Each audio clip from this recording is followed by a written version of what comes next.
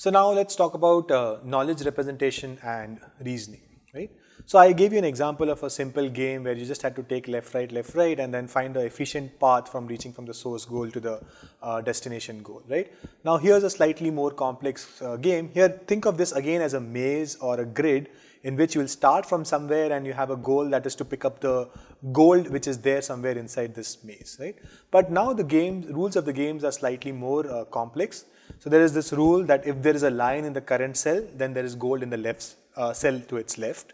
And then another rule that if the current cell is windy, there is some breeze in this cell, then in one of the adjacent cells there is a pit, and hence you should be careful in navigating to that cell, right? So clearly now you need ways of encoding this information. How do you represent the information that if windy, then a pit, or if lion, then gold in the adjacent cell?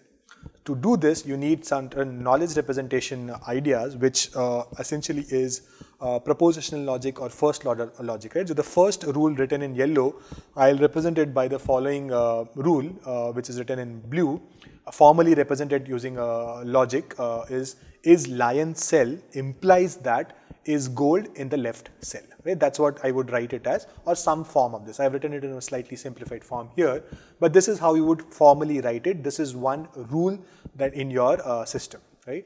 Another rule could be is wind in the current cell implies pit in a adjacent cell. Now, as the agent is going again traversing through this tree, it will again construct this tree. At every stage it will have top, left, right, or down decisions. Let's assume it starts from the bottommost square here, right? That's where it starts from, and at every stage it's decide either to go to the top or the left or the right or diagonal also maybe, right?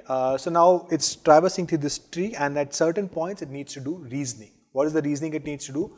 At some point it encountered a wind, or he felt a breeze, and imagine that a sensor is giving it that information, right? That there is breeze here. And now it has to run this inference rule that is wind implies that there is a pit, hence I need to be careful in navigating the adjacent cells, right? That's what it should do. So representing such complex rules requires you to use propositional logic or first order logic and then do reasoning over top of that, right? Because what happens is if you know A is true, if you know B is true, and you know that A implies B, and you also know that B implies C, then you know that A could have led to C, right? So that's how you have to do reasoning on top of the rules that you have. So this is again something which is done in great detail in classical AI. Any textbook on AI would have a chapter or two on knowledge representation and reasoning. Again, this is not data driven, there is no data here, and knowledge representation and reasoning require you to have a good understanding of propositional and first order logic.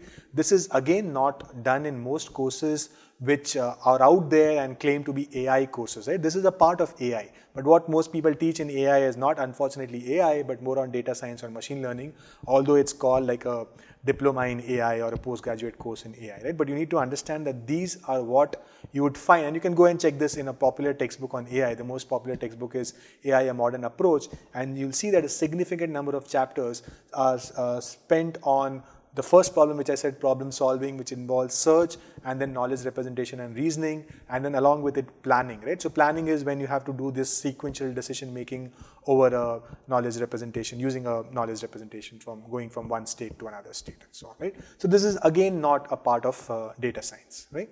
So again, I'll end this video here and I will come back and talk about the other tasks involved in AI. Thank you.